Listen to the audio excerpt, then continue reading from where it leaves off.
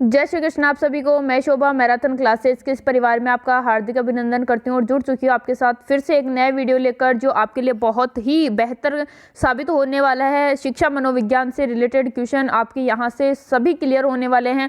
जैसा कि कल अपन ने देखा था कि शिक्षा मनोविज्ञान की जो परिभाषा थी वो टॉपिक अपन ने क्लियर किया था। इसके साथ हम आज इसकी उत्पत्ति के बारे में देखते हैं कि शिक्षा मनोविज्ञान की उत्पत्ति कैसे हुई है और किस प्रकार इसको समझा जाता है। तो होना यह था कि इसकी उत्पत्ति पहले अपने को पढ़ना चाहिए था, उसके बाद परिभाषाएं पढ़नी चाहिए थी, लेकिन मेरे को लगा कि आप इसको क्लियर कर सकते हो। लेकिन बच्चों के कमेंट्स आ रहे थे कि हमें उत्पत्ति के बारे में बताइए, तो इस वजह से हम ये नेक्स्ट वीडियो ला रहे हैं। तो आप ये आपका जो फर्स्ट चैप्टर है यहाँ से क्लियर होने वाला है। देख सकते हैं YouTube channel marathon classes Jaipur पर आपको रेगुलर क्लासेस मिलेंगी। जो आपकी जो रेट एग्ज़ाम है जो अभी मई में होनी है, उसको आपको यहाँ पर जो अच्छी आपको तैयारी यहाँ पर मिलने वाली है। इसके साथ हम देखते हैं आज का मोटिवेशनल क्विज। अगर ज़िंदगी में सफलता प्राप्त करनी है तो मेहनत पर विश्वास करें। अगर आपको ज़िंदगी में सफलता प्राप्त करनी है तो मेहनत पर विश्वास करें, किस्मत की आजमाइश तो जुए में चलती है। स्टार्ट करते हैं। आप देख सकते हैं मैराथन क्लासेस का यूट्यूब चैनल। इसके साथ जो अगर टेलीग्राम और फेसबुक अकाउंट से जुड़ना चाहते हैं तो डिस्क्रिप्शन में लिंक दिया है, वहां जाकर आप इससे जुड़ सकते हैं। अभी देखते हैं शिक्षा मनोविज्ञान का अर्थ या मनोविज्ञान का अर्थ होता क्या है, ये देखते हैं। सबसे पहले मीनिंग ऑफ साइकोलॉजी।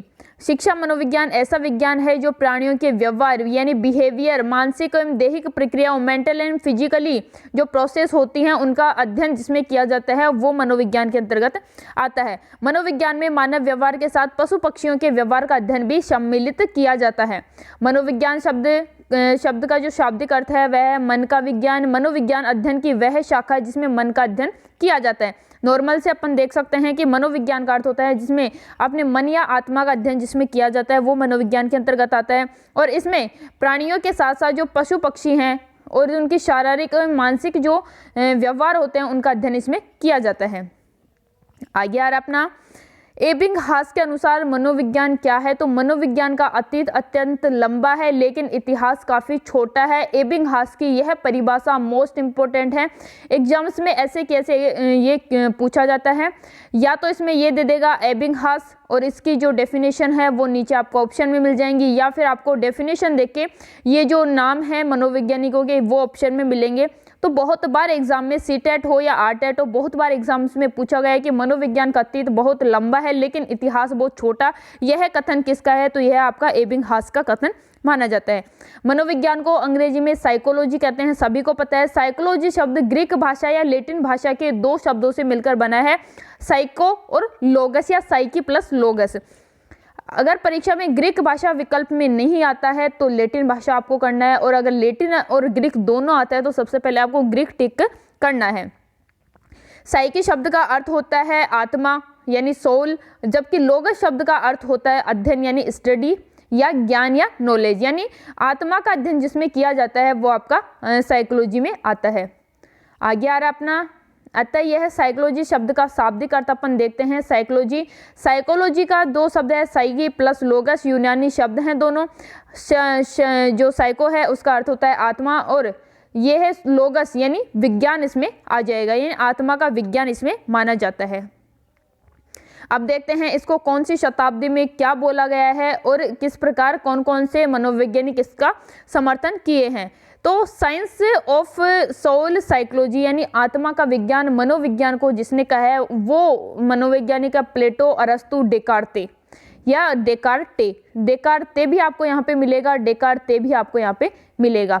यूनानी दार्शनिकों में मनोविज्ञान को आत्मा का विज्ञान यानी साइंस ऑफ सोल के रूप में स्वीकार किया है। साइकोलॉजी शब्द का शाब्दिक अर्थ होता है आत्मा का अध्ययन की ओर इसको इंकित किया गया है। मनोविज्ञान की यह परिभाषा 16वीं शताब्दी में प्रचलित रही है, यानी 16वीं शताब्दी में इसको आत्मा के अध्ययन को मनोविज्ञान के रूप में माना गया है। इसके बाद परंतु यह तत्कालीन मनोवैज्ञानिक में दार्शनिक आत्मा को स्पष्ट नहीं करने की वजह से यह लंबे समय तक कार्य नहीं कर सकी, और बाद में 16वीं शताब्दी के अंत में विद्वानों द्वारा यह परिभाषा जो है अमान्य मानी गई है। इसके बाद आ रहा है मन और मस्तिष्क का विज्ञान, साइंस ऑफ माइंड साइकोलॉजी, यानी मन या मस्तिष्क का विज्ञान, मनोविज्ञान को जिसने कहा है वह आत्मा के विज्ञान के रूप में मनोविज्ञान की परिभाषा को अस्वीकृत तो हो जाने की, यानी आत्मा की जो परिभाषा थी उसको नकार देने के बाद 17वीं शताब्दी में दार्शनिकों ने या मनोवैज्ञानिकों ने इसको मन के रूप में या मन के विज्ञान के रूप में इसको परिभाषित किया है। मध्य युग में दार्शनिक इटली के पेम्पोलोजी तथा थॉमस रीड के नाम से विशेष रूप से उल्लेखनीय है, यानी 17वीं शताब्दी में जिन्होंने मन या मस्तिष्क के रूप में जो मनोविज्ञान को परिभाषित किया है उनका जो समर्थन है वो पेम्पोलोजी और थॉमस रीड माने जाते हैं।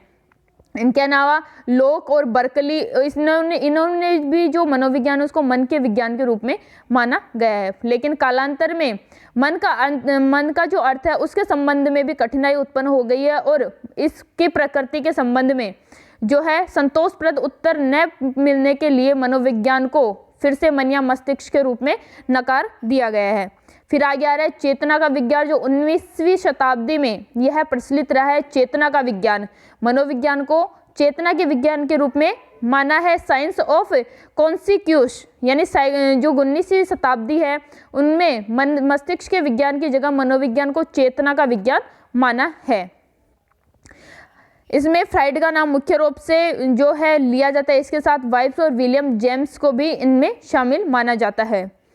विलियम वुंट और जेम्स सल्ली भी इनमें शामिल हैं 19वीं शताब्दी में, जिन्होंने चेतना के विज्ञान के रूप में मनोविज्ञान को परिभाषित किया है, चेतना के रूप में स्वीकार किया है। मनोविज्ञान चेतना क्रियाओं का अध्ययन करता है। मनोवैज्ञानिकरण चेतन शब्द के रूप में जो है जो इसके संबंध में मत न हो पाए, लेकिन चेतन क्रियाओं पर अर्धचेतन व अचेतन क्रियाओं का प्रभाव के रूप में इसको स्पष्ट करने के कारण मनोविज्ञान की जो यह परिभाषा है वह मतभेद उत्पन्न हो गए हैं, इसमें भी मतभेद उत्पन्न हुए हैं और यह भी एक अमान्य हो गई है, यानी चेतना के रूप में भी इसको नकार दिया गया है। 1905 में प्रसिद्ध जो ब्रिटिश मनोवैज्ञानिक है विलियम मैकडूगल, जिनकी पुस्तक है आउटलाइन साइकोलॉजी के पृष्ठ नंबर 16 पे इन्होंने चेतना जो शब्द है उसको एक बुरा शब्द बताते हुए उसकी जो है घोर निंदा उसमें की है। यह शब्द उन्होंने चेतना को बुरा शब्द बताया और बहुत ही दुर्भाग्य की बात है कि इसको साधारण प्रयोग में लिया गया है, ये इनके कथन थे।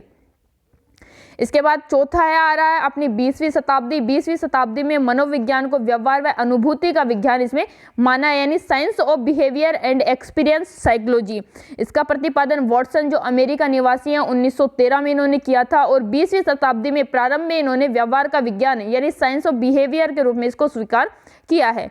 इसके बाद जो वॉटसन है, मैकडूगल है, वुडवर्थ है और स्किनर है आदि मनोवैज्ञानिक है, इन्होंने मनोविज्ञान को एक व्यवहार एक निश्चित विज्ञान के रूप में इसको स्वीकार किया है। वर्तमान में सामान्य रूप से मनोविज्ञान की इसी परिभाषा को एक सर्वमान्य परिभाषा के रूप में स्वीकार किया जाता है।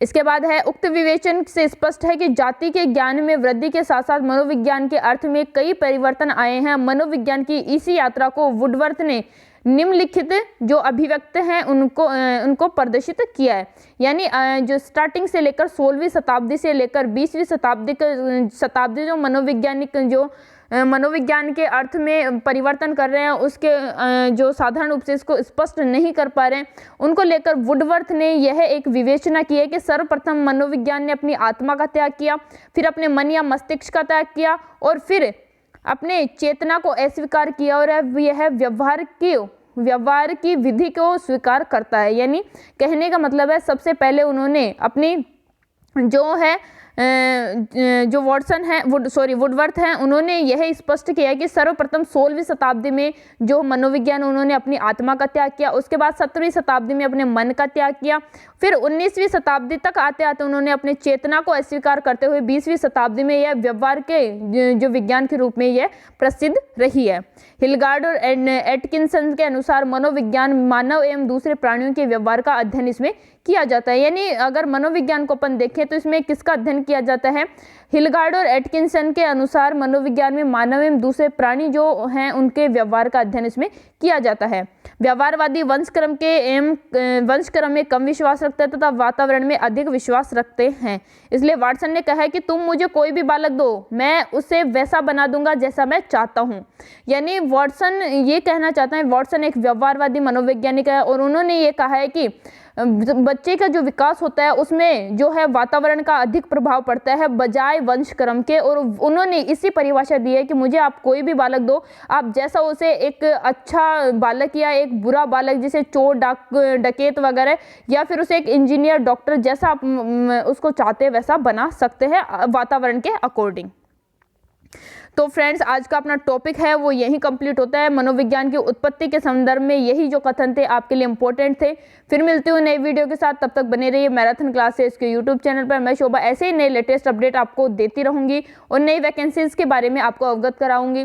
इसके साथ मैं फिर से आपको कहना चाहूँगी कि रीट की जो 32,000 की विज्ञप्ति आई थी उसके फॉर्म अप्लाई होने स्टार्ट हो चुके हैं, सभी को पता है ये फॉर्म अप्लाई होने स्टार्ट हो चुके हैं। तो फ्रेंड्स, जल्दी से अपनी जो काउंसलिंग का फॉर्म है वो अप्लाई कीजिए और एक बार अच्छे से उसको चेक करके अपनी जो प्रगति उसको आगे बढ़ाते रहिए। जय श्री कृष्णा। फिर मिलते हैं नए वीडियो के साथ, तब तक बने रहिए मैराथन क्लासेस के यूट्यूब चैनल पर। वीडियो को लाइक करें, शेयर करना ना भूलें।